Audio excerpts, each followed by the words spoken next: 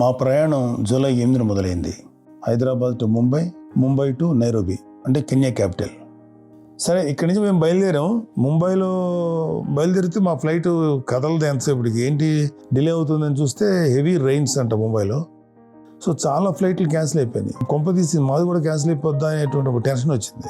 ఎందుకంటే మాది connected flight, Hyderabad to Mumbai, Mumbai to Nairobi. So మాకు యాక్చువల్గా ఒక 6 hours టైం ఉంది. ఇన్ టైంలో వెళ్తే మాకు బాంబేలో ఒక 4 గంటలు ట్రాన్సిట్ టైం దొరుకుతుంది, అంటే స్టే చేయడానికి సరిపోద్ది. కానీ ఇక్కడే 4 గంటలు అయిపోయింది. లాస్ట్ ఇయర్ సెప్టెంబర్లో గ్రేట్ మైగ్రేషన్ చూద్దామని నేను, పద్మ, వరుణ్, నిహార్కి వెళ్ళాం. బట్ మాకు లాస్ట్ టైం చూడటానికి అప్పటికి మైగ్రేషన్ అయిపోయింది. బట్ నేను అంటే మేమందరం కూడా, నేను, పద్మ, పిల్లలిద్దరం, మొత్తం నలుగురం వీ ఎంజాయ్డ్ ద ఫారెస్ట్. అదే ఈ ఆఫ్రికన్ సవానా ఫారెస్ట్ చాలా ఎంజాయ్ చేసాం. చాలా అనేక రకాల జంతువులు, అన్నిటికంటే మించి ఆ ఫారెస్ట్లో ఒక ట్రాంక్విలిటీ, ఒక ప్రశాంతత, ఒక అనిర్వచనీయమైనటువంటి నిశ్శబ్దం, అదేంటో భలే టచ్ చేసింది. బెలూన్ సఫారీకి వెళ్ళాము. మామూలుగా ఎవ్రీడే అంటే మేము లేక్ నగ్రు వెళ్ళాం ఫస్ట్, తర్వాత మాసాయి మార వెళ్ళాం. But we miss great migration miss అయ్యాం. ఈ బీస్, other zebras and other animals including Lions, ఇవన్నీ కూడా మాసాయి మార నుంచి రివర్ క్రాస్ చేసి, రివర్ దాటగానే సారింగిటి, అది సమ్వేర్ ట్యాంజినియాలోకి ఎంటర్ అవుతుంది. అది ఒక one of the greatest show on earth. Maasai Mara actual ఇది చెప్పా కదా, ఆల్మోస్ట్ 8 years బ్యాక్ ప్లాన్ చేసుకున్న ట్రిప్. ఇప్పటికీ బ్రేక్ దొరికింది. అంటే ఇప్పుడు మేము ఇంప్లిమెంట్ చేయడానికి ఇప్పుడు అయ్యింది ఇది. హౌ ఎక్సైటెడ్ అంటే లైవ్లో యానిమల్స్, సింహాలు ఏమో టీవీలో చూస్తేనే కోసం, అలాంటిది డైరెక్ట్గా తీసుకెళ్తారు. సింహాలకి ఆల్మోస్ట్ చాలా దగ్గరగా రియల్ ఎక్స్పీరియన్స్. వణుకుతుంది, చూద్దాం. This is, I can't say in my words, my lifetime dream. We are going to enjoy and rock. That's Masai Mara. We are coming to Nairobi for Masai Mara. నేను చిన్నప్పటి నుంచి చాలాసార్లు animals చూద్దాం అనుకున్నాను, కానీ ఎప్పుడు కూడా శాంచురీస్లో లైక్ జూ పార్క్స్లో మాత్రమే చూశాను. But this the first time నా లైఫ్ టైం మెమరీకి నేను క్రియేట్ చేయబోతున్నాను. నేను మసాయి మారాలో I'm going to see, witness all the animals with live, and I want to enjoy the nature. Maasai Mara నుంచి 2000 నుంచి మా బాబు గారు మాసాయి మారా వెళ్ళాలి అని అనుకునేవాళ్ళు. నేను ఇప్పుడేం తీసుకెళ్తానని చెప్పేసి నాతో ఉండేవాళ్ళు. But it is not an ordinary thing. తీసుకెళ్ళాలంటే చాలా ఖర్చుతో కూడిన పని, సమయం కావాలా, ఒక కాంబినేషన్, అందరు రెడీగా వెళ్ళడానికి ఒక టైం కూడా రావాలి. ఇలా ఉండగా ఈ మధ్యలో మాసాయి మారా వెళ్తున్నాం అని చెప్పారు. నిజమా అన్న? నిజం అంటే నిజంగా అదృష్టం. దానికి I'm very grateful, very thankful to నా బాబు. చాలా డ్రీమ్, ఎప్పటి నుంచో డ్రీమ్ ఇది, వెళ్ళాలి. నిజంగా అదృష్టంగా భావిస్తున్నాను. మేము కోవిడ్ ముందు నుంచి వెళ్దాం అనుకుంటున్నాం ఈ ట్రిప్కి. సార్ అప్పటి నుంచి మిమ్మల్ని తీసుకెళ్తాను అని చెప్పి చాలా అసలు eagerly waiting. Being a nature level, నాకైతే ఇది లైఫ్ టైం థింగ్ కాబోతుంది. అండ్ నాతో పాటు చాలామంది జాయిన్ అయినారు. We're all eagerly waiting for this trip. So మేము 6 అయితే ఐ థింక్ ఇప్పుడు హైదరాబాద్ లాంజ్లో కూర్చున్నాం, విఐపి లాంజ్లో. So we're awaiting for greatest thrill in Maasai Mara. లక్కీగా మా ఫ్లైట్ 12 o'clockకి మాది టేకాఫ్ తీసుకుంది. 1.5 hourలో వెళ్ళిపోయింది. ఒక 3 o'clock అనమాట.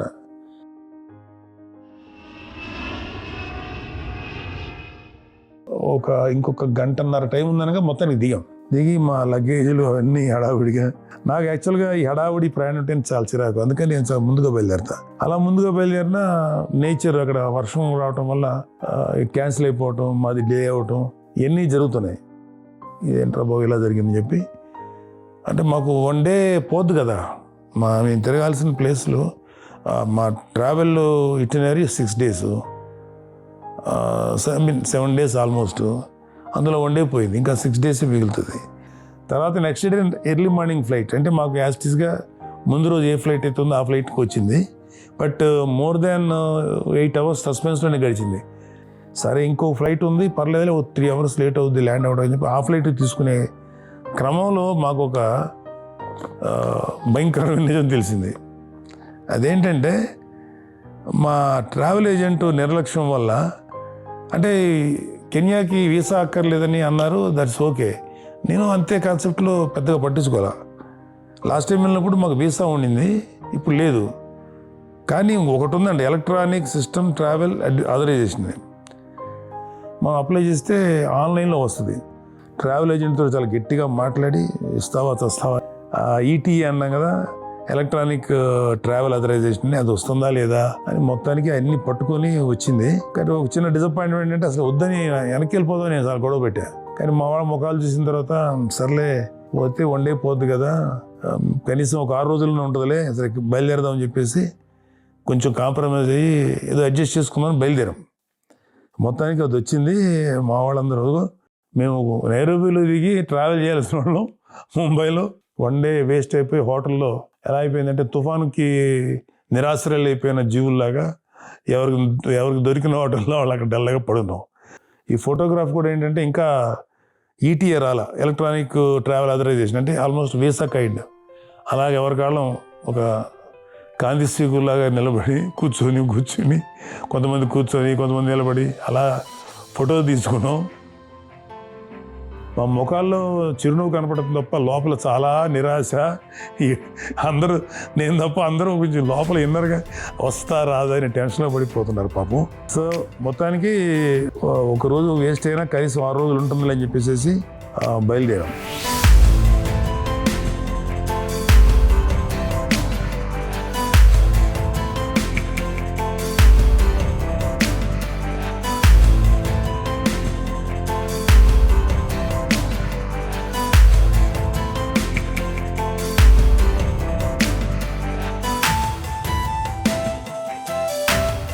సో మొత్తానికి ఎప్పుడైతే ఫ్లైట్ ఎక్కామో మా వాళ్ళ ముఖం చూశారనమాట. ప్రతి వాళ్ళ ముఖంలోనూ ఒక చిన్న ఆనందం. వీడి గబుక్కుని ఫ్లైట్ క్యాన్సిల్ చేసేసి వెళ్ళిపోదాం అనకుండా తీసుకెళ్తాడు ఫోన్లో అని వాళ్ళ ముఖాల్లో చిన్న రిలాక్సేషన్. కానీ వాళ్ళందరూ అప్పటికే పాపం బాగా టైర్డ్ అయిపోయారు.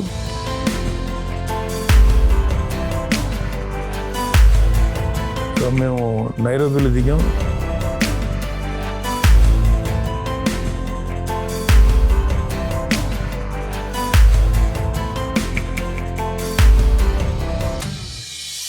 దిగ్గానే ఒక ఆవిడ వచ్చి మమ్మల్ని, అంటే ఒక ట్రావెల్ ఏజెంట్ అనమాట ఆవిడ ఇంకొక agent, travel agent come driver hand over చేసింది.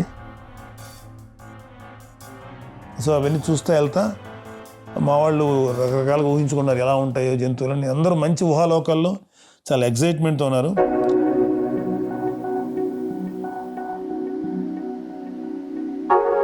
యాక్చువల్గా ఏంటంటే మేము పెట్టిన ఖర్చుకి మాకు బెస్ట్ వెహికల్, లగ్జరీ వెహికల్ రావాలని కోరుకున్నాం, వస్తుంది అనుకున్నాం. లాస్ట్ టైం కూడా నాకు అదే వచ్చింది, ల్యాండ్ క్రూయిజర్ అనమాట. అది చూడటానికి చాలా నాటుగాను మన జీపుల కన్నా దారుణంగా ఉంటుంది. సరే ఏంటి బా ఇట్లాంటి వెహికల్ తెచ్చారు అంటే, లేదు సార్ ఈ అడవుల్లో తిరగడానికి సఫారీస్కి ఇదే మోస్ట్ ఐడియల్ వెహికల్, ఇది తప్ప ఇంకేది జనరల్గా దొరకవు మీకు అంటే, సరేలే ఏంటో ఏదో ఎక్కుదాం పదండి ఇంకా ఏదైతే ఏమని చెప్పి ఎక్కాం. అక్కడ మాకు డ్రైవరు మా బ్యాగ్స్ అన్ని పెట్టి డ్రైవర్ మాకు చెప్తున్నాడు, అక్కడ వాళ్ళకున్న గొప్ప ఏదేంటంటే they don't use plastic. So యూజువల్గా అమ్ముతారు కానీ ప్లాస్టిక్ బాటిల్స్, ప్లాస్టిక్ అంటే ఫుడ్ సంబంధించినవి, బట్ వాళ్ళు చాలా డిస్కరేజ్ చేస్తారు. మేము ఎక్కగానే అతను ఏమన్నాడంటే, దయచేసి మీరు ఎవరు ప్లాస్టిక్ బాటిల్స్ వాడకండి, ఇదిగోండి చెప్పి తలా ఒక మెటల్ బాటిల్స్ ఇచ్చాడు, మరి స్టీలో ఏదో తెలియదు. అందరికీ తలా ఒక బాటిల్ ఇచ్చి ఆ పక్కన ఒక వాటర్ పట్టుకునేటువంటి అక్కడ వాటర్ క్యాన్ పెట్టాడు. వాటర్ క్యాన్లో కొట్టుకొని తాగండి మీరు హ్యాపీగా. తర్వాత అతను ఎట్లా ఉండాలి ఏంటి అని చెప్తా చాలా హుషారుగా ఉన్నాడు. అతని పేరు పాల్. సో మా వాళ్ళు ఏంటంటే అతను ఈలో మాట్లాడితే మా వాళ్ళు అర్జెంటుగా ఈ కెన్యా లాంగ్వేజ్ అంటే వాళ్ళ భాష నేర్చేసుకోగానే ఆత్రత. సో అతను ఏదో అన్నాడు, వాట్ ఈజ్ అది మీనింగ్ ఏంటని అడిగారు. సో ఏమన్నా వెల్కమ్కి ఇదనాలా, థ్యాంక్స్కి ఇదనాలా అంటే రకరకాలుగా అంటుంటే నేను అన్నాను, చాలేరా మీరు చేసుకున్న చాలు, ఇప్పుడు అర్జెంటుగా 30 రోజుల్లో తమిళ భాష అలా నేర్చుకునే కాన్సెప్ట్ కాదు, అన్ని మిగతా సొల్లంతా ఆపి ముందు బండి పోనిమని చెప్పండి అంటే అప్పుడు కానీ ఆగల. లేకపోతే మమ్మల్ని అందరినీ అక్కడ ఎయిర్పోర్ట్లో కూర్చోబెట్టుకుని మా వాళ్ళందరూ కెన్యా భాష నేర్చుకుంటానికి వెళ్ళేవాళ్ళు, నేర్చేవాళ్ళు కెన్యా భాష నేర్చుకుంటానికి హుషారు చూపిస్తున్నారు. సరే లాభండ్రా అయినా ముందు మనం వచ్చిన పర్పస్ ఇది, యాన్యువల్స్ తెలియదు కదా మనం కెన్యా భాషలో మాట్లాడుతున్నాము, తెలుగులో మాట్లాడుతున్నాం, ఇప్పుడు ఇంత అవసరం లేదు పదండి అని చెప్పి వాడికి ఇంగ్లీష్లో మాట్లాడితే అర్థమవుతుంది, మనం ఎవరో ఒకళ్ళు మాట్లాడతాం, మేనేజ్ చేస్తామని చెప్పి మొత్తానికి నాయన నువ్వు ముందు పోని బండి పోని చెప్పి పోని చెప్పాం. సో మేము అలా బయలుదేరుతున్నాం. So after this, Paul, what do you want to say to us? Say hi. Hi, Karibu Kenya. Welcome to Kenya. Tell me once again. Hi, Karibu Kenya. Karibu Kenya means Karibu Kenya. welcome. Okay, how we have to say thank you? Asante. Asante. ఎయిర్పోర్ట్లో ఏముంటాయంటే ఆ animals, రకరకాల animals, గ్నూస్, zebras, Lions, వీటికి సంబంధించినటువంటి metal విగ్రహాలు ఉంటాయి.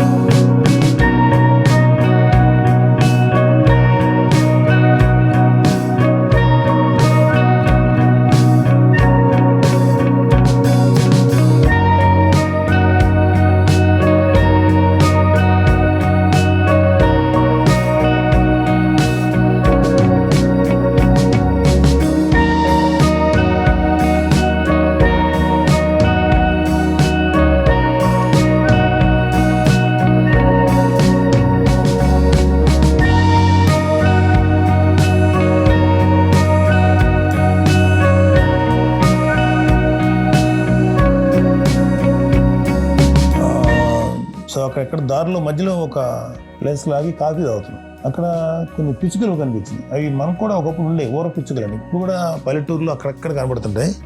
మాకు చిన్నప్పుడు మా అమ్మ బియ్యంలో రాళ్ళేరుతో కూర్చునేది మా అమ్మ.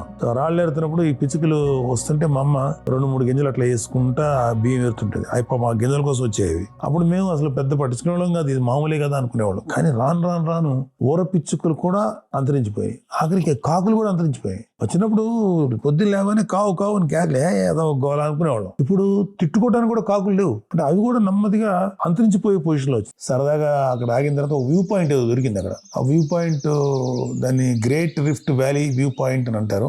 చాలా అమేజింగ్ ప్లేస్. అక్కడ నుంచి చాలా ఫుల్ నైరోబి అడవులంతా అలా కనపడుతుంటాయి. అక్కడ ఆగిన తర్వాత సరదాగా ఎందుకో చిన్న కథలకు ప్రారంభించాం, చిన్న సైజు డ్యాన్స్ లాంటిది.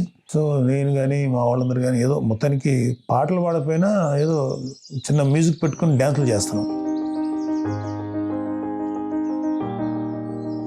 ప్రపంచంలో ఇంతకన్నా దరిద్రంగా ఎవరు డ్యాన్స్ చేయలేడు.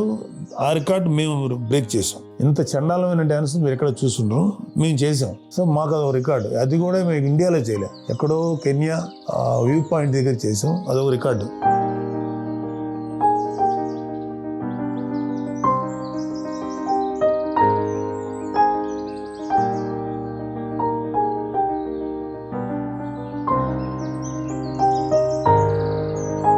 సో ఇప్పుడు మేము చూస్తున్నది వాటర్ తాగుతున్న వాటిని బుష్ బక్స్ అంటారు.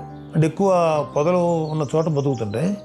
అదిగో తల్లి దగ్గర పాలు తాగుతుంది ఆ చిన్న తల్లి, చిన్నగుండ బుష్ బక్ పాప. నాకు అది చక్కగా న్యాచురల్గా ఉన్న అడవిలో ఎవరు అదుపు లేని చోట వాటి స్వేచ్ఛగా బతుకుతుంటే చూడటానికి ఎంత బాగుందో.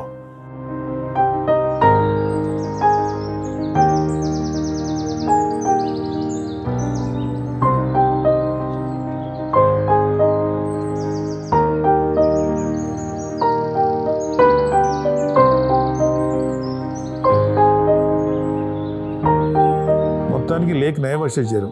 వాటర్లో తిరగడానికి మాకు అంటే హోటల్ రూమ్లో మేము చెక్ చేసి ఇమీడియట్గా హడావిడిగా బయలుదేరాం లేక్ నైవాషకి.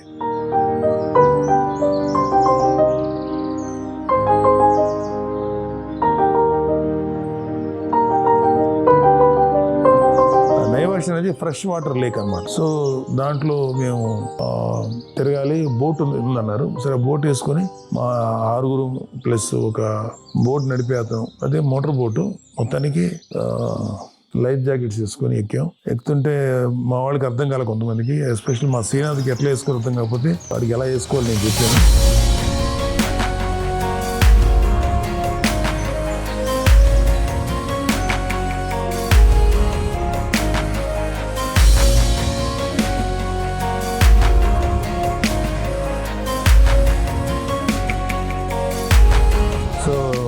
బాగుంది, ఫ్రెష్గా చల్లటి గాలి వస్తుంది, చిన్న చిల్లుగా ఉంది, అట్ ద సేమ్ టైం చలిగా ఉంది.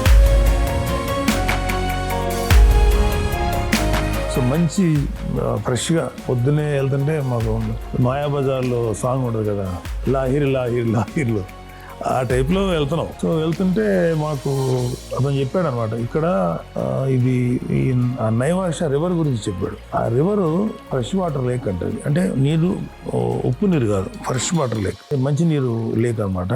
దాదాపు అది 139 స్క్వేర్ కిలోమీటర్స్ ఉందట. అంటే ఊహించుకోండి, అంటే మనం ఇంచుమించు హైదరాబాద్ అంతకన్నా సరౌండింగ్ పెద్ద ఉంటుంది, అంత పెద్ద లేక్.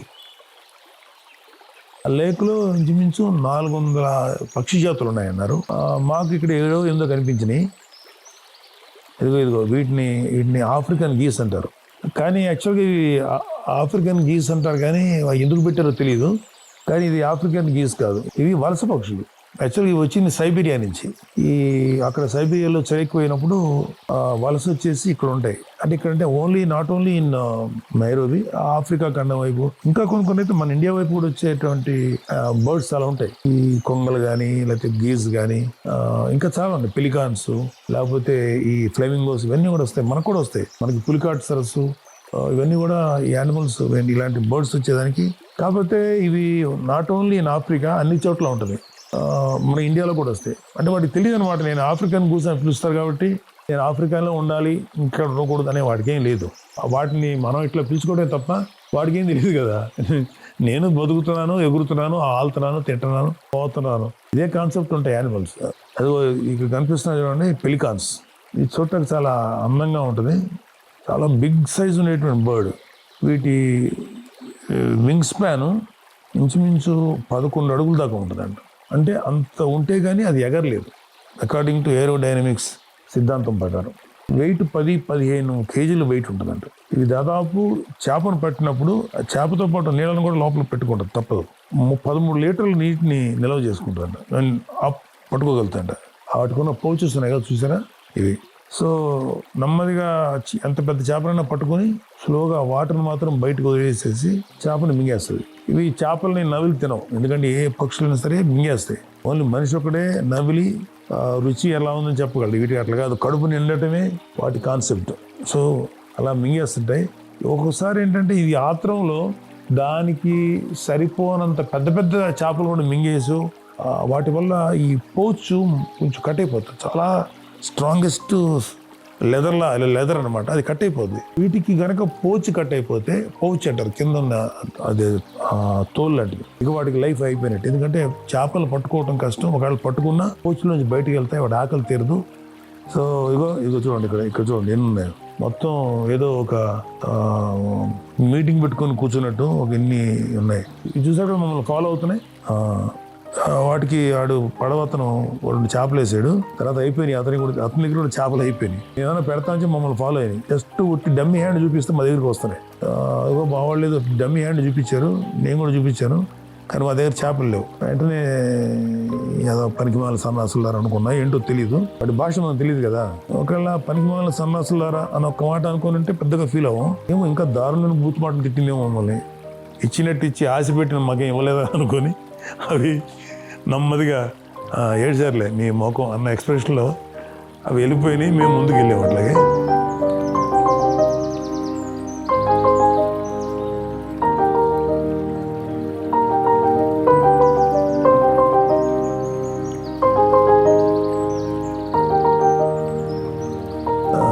అవి చూడండి, అది ల్యాండ్ అవుతున్నప్పుడు చూడండి ఎంత అందంగా ఉందో. ఒక విమానం రన్వే మీద ల్యాండ్ అయితే ఎంత అందంగా కనపడద్దో అంతకన్నా అందంగా కనపడుతుంది ఈ హెరాన్ ల్యాండింగ్.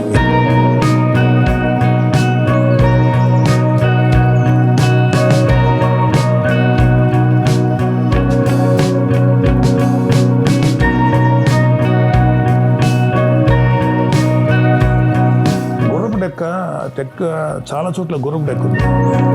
యాక్చువల్గా చెప్పాలంటే ఈ గుర్రపు డెక్క అనేది ఒక రకమైనటువంటి వాటర్ సంబంధించినటువంటి మొక్కలు. ఇవి అలా ఒక 1 month వదిలేస్తే వాటి విత్తనాలతోటి అలా పెరిగిపోతాయి. మొత్తం క్లీన్ చేసినా మళ్ళీ వితిన్ 3 monthsలో మొత్తం పెరిగిపోతుంటాయి. మనకి ఇది ఒక ప్రపంచానికి ఇది ఒక పెద్ద సమస్య ఎన్విరాన్మెంటలిస్టులకి. దీన్ని ఏం చేయాలో ఇప్పటికీ ఎవరి దగ్గర సరైన సొల్యూషన్ లేదు.